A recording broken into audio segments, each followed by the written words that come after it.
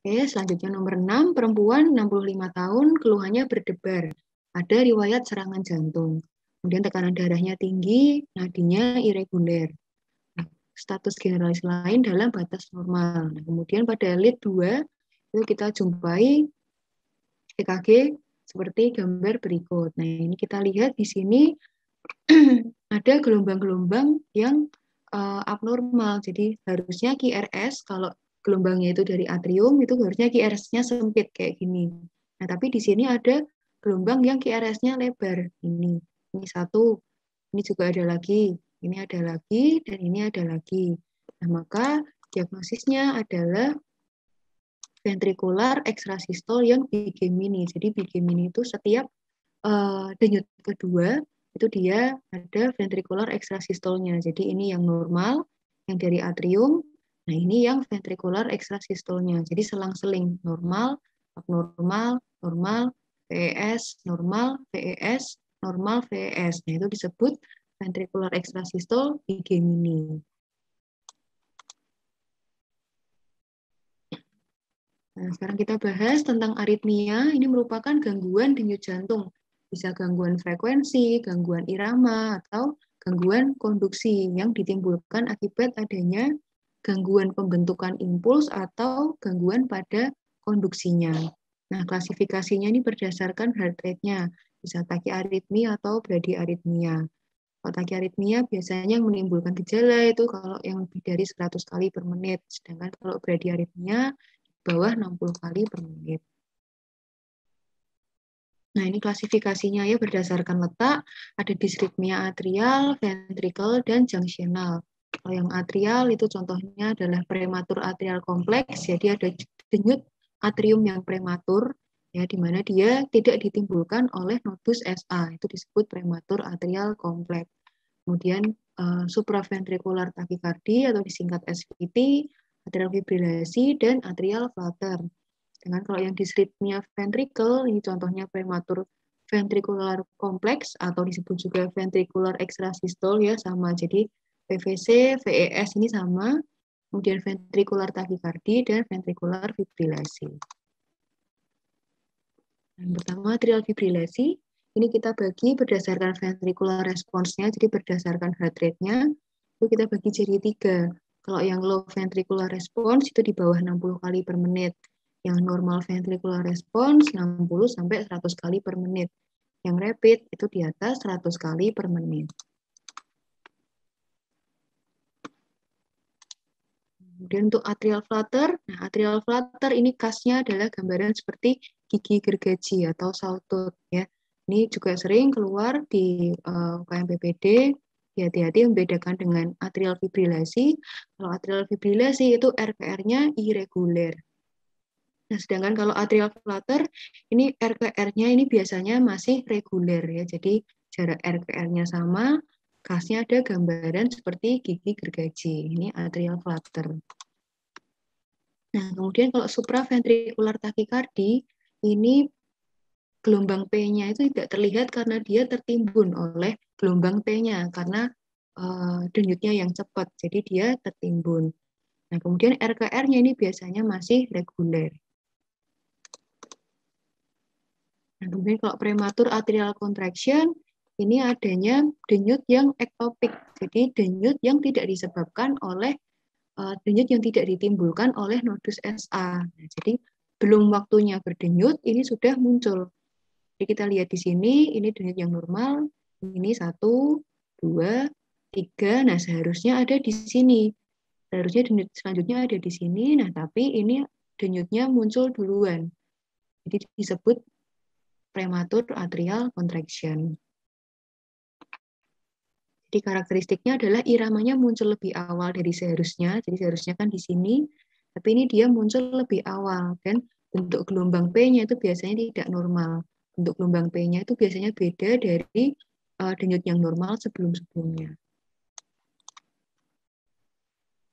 Nah, selanjutnya kalau prematur ventricular contraction, ya jadi kalau denyut yang dari ventricle itu khasnya adalah gelombang QRS-nya itu dia lebar. Jadi kalau teman-teman menemukan gelombang yang QRS-nya lebar kayak gini, ini merupakan berasal dari ventricle. Nah, karakteristiknya adalah iramanya dia muncul lebih awal dari irama normal dan bentuk QRS-nya tidak normal atau bizar. Ya, jadi lebih lebar dan lebih tinggi dari bentuk denyut yang sebelumnya. Nah, untuk PVC ini dibagi, klasifikasinya ada macam-macam berdasarkan jumlah fokus ektopiknya, ada univokal dan multivokal. Kayak univokal itu bentuk VES-nya itu sama semua. Kalau multivokal itu bentuk VES-nya beda-beda. Kemudian kalau frekuensinya bisa jarang dan frekuen. Kalau disebut frekuen itu kalau sudah lebih dari 5 kali per menit. Nah, dari pola munculnya itu bisa dibagi menjadi yang repetitif dan berkelompok. Nah, ini kalau yang big game ini, seperti di soal tadi, VES muncul tiap denyutan kedua irama dasar. Jadi, normal, VES, normal, VES, normal, VES, selang-seling gitu. Tapi kalau yang trigem ini, itu muncul tiap denyutan ketiga. Jadi, normal, normal, VES. Normal, normal, VES gitu. Kalau yang VES berkelompok, itu ada yang disebut salvo atau kuplet. Nah, ini merupakan dua VES yang muncul berurutan. Ada juga VS triplet, disebut juga run-on VT. Ini pembagiannya. Ini bedanya untuk yang univokal dan multivokal. Kalau univokal ini kita lihat VS-nya ini satu dengan yang lain ini sama bentuknya. Sedangkan kalau yang multivokal ini beda-beda. Jadi yang ini beda dengan bentuk VS yang ini. Ini disebut multivokal. Nah, kemudian ini gambaran yang big game ini, jadi selang-seling normal VES, normal VES, normal VES. Sedangkan kalau yang trigame ini berarti tiap denyutan ketiga. Ini contohnya untuk yang salvo atau kuplet, jadi dua VES ini muncul berurutan. Kalau yang R on T ini jarang ya, munculnya ketika di puncak dari gelombang T. Yang biasanya sering keluar itu yang tadi univokal, multivokal, kemudian yang bigemini, trigemini, dan yang ini kuplet. Ini untuk gambaran ventricular tachycardia ya, jadi QRS-nya semua lebar, iramanya masih reguler. Dan kita tidak bisa identifikasi gelombang P, QRS, karena ini gelombangnya berasal, denyutnya berasal dari ventricle, ya ditandai dengan QRS-nya yang lebar-lebar semua. Nah, kalau yang ini monomorfik, karena bentuk antara satu gelombang dan gelombang selanjutnya ini sama semua. Nah, sedangkan kalau yang polimorfik, polimorfik ini bentuknya beda-beda. Jadi sama-sama ventricular tachycardia, sama-sama QRS-nya lebar semua, tapi bentuk denyutnya berbeda-beda. Nah, kemudian kalau torsade de Bowen, ini khasnya adalah ada dua polaritas yang dua kutub, ada dua polaritas. Dan memunculkan spindle effect, jadi kayak poros. Ini. Nah, biasanya penyebabnya ini disebabkan oleh obat-obatan. Dan kalau torsade de Bowen, ini iramanya dia irreguler. Kemudian kalau tata laksananya dari torsade de Bowen ini biasanya diberikan MGSO4 ya, MGSO4 infus. Loading dulu, baru dilanjutkan dengan infus. Nah, ini gambaran ventricular fibrilasi, ini gelombangnya sudah tidak teratur ya, karena berasal dari ventricle, dari rhythm, rate, gelombang P, gelombang QRS-nya itu sudah tidak beraturan. Nah, kemudian tata laksana yang tepat adalah, nah karena pasien dengan gelombang ventricular tachycardia, kemudian kita lihat dari kondisi hemodinamiknya tidak stabil ya, heart rate-nya sudah cepat, kemudian teraba lemah, ada keluhan nyeri dada, kemudian tensinya juga sudah mulai turun, maka kita tata laksananya adalah dengan kardioversi. Nah, ini kita ulang lagi untuk yang aritmia, ini bisa tachyarrhythmia kalau lebih dari 100 kali per menit atau bradiarrhythmia di bawah 60 kali per menit. Nah, dibagi menjadi dua. Kalau yang kompleks QRS sempit berarti asalnya dari atrium. Kalau yang kompleks QRS lebar berarti berasal dari ventricle. Nah, ini untuk tata laksana dari tachyarrhythmia. Nah, jadi kita lihat kalau sudah denyutnya itu cepat, kita lihat apakah ada tanda-tanda ketidakstabilan, hipotensi, penurunan status mental, tanda-tanda syok, kemudian nyeri dada, dan ada tanda gagal jantung. Nah, maka tata laksananya adalah dengan kardioversi tersinkronisasi. Nah, tadi kita lihat di soal sudah ada mulai hipotensi dan ada tanda-tanda syok, jadi PR-nya meningkat dan teraba lemah. Kemudian juga ada nyeri dada, sehingga kita harus lakukan kardioversi tersinkronisasi. Nah, kardioversinya itu dosisnya berapa? Kita lihat dari jenis gelombangnya. Kalau gelombangnya sempit dan reguler, itu berarti 50 sampai 100. Kalau gelombangnya sempit irreguler, contohnya atrial fibrilasi ya, itu berarti 120 sampai 200 untuk yang gelombang bifasik atau 200 Joule untuk gelombang yang monofasik. Nah, kemudian kalau lebar dan reguler seperti pada soal ini ya, ventricular tachycardia monomorfik, itu QRS-nya lebar, RKR-nya reguler, berarti kita kasih 100 Joule. Sedangkan kalau wide irregular, berarti ini masuknya ke dosis defibrilasi. Jadi hati-hati, nama lain dari defibrilasi itu adalah kardioversi tidak tersinkronisasi. Nah, kemudian kalau misalnya tanda-tanda dari ketidakstabilan ini tidak ada, jadi kalau hemodinamiknya masih bagus, kita lihat dari ukuran gelombang QRS-nya, apakah sempit atau lebar. Nah, kalau misalnya lebar, ini bisa kita berikan adenosin atau infus dari antiaritmia.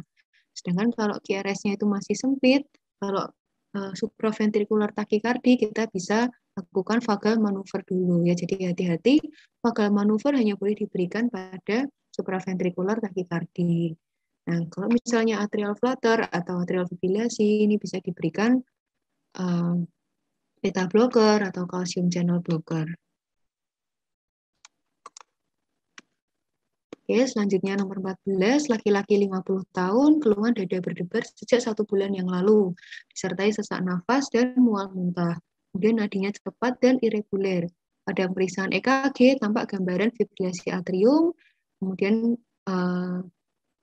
heart rate-nya 160 kali per menit.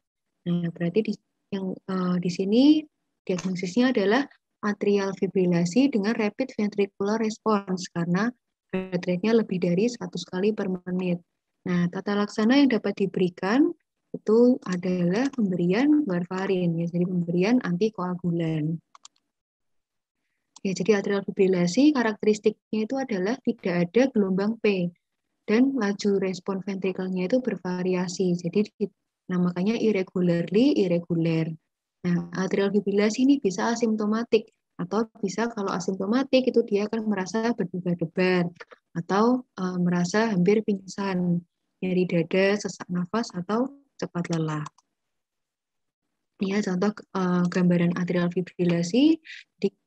Dari sini gelombang P-nya itu dia tidak teridentifikasi dan jarak dari R ke R-nya itu dia irregular. Jadi 1 R ke R selanjutnya ini ukurannya berbeda-beda.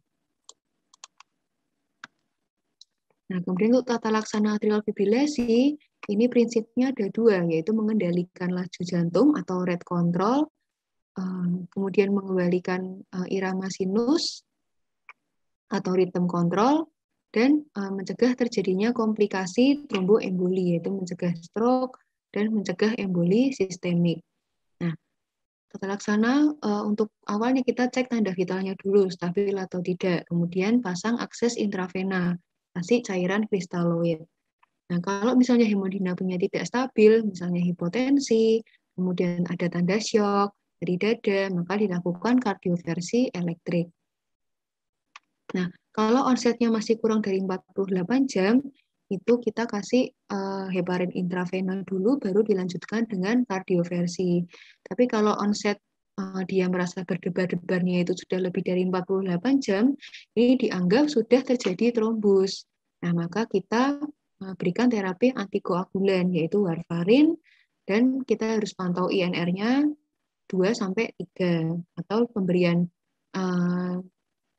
new oral antikoagulan itu selama 4 minggu sebelum kardioversi. Nah, Jadi setelah pemberian antikoagulan selama 4 minggu, baru dilakukan kardioversi. Habis itu setelah kardioversi, obat-obatannya tetap dilanjutkan. Nah, untuk pemeriksaan penunjang definitifnya ini dengan ekokardiografi transesofagus. Nah, kalau hemodinamiknya stabil, ini ada pilihan terapi farmakologinya, yaitu diltiazem, metoprolol, amiodaron, atau pemberian digoxin. Kemudian setelah itu dipantau secara intensif dan pemeriksaan elektrolit lengkap.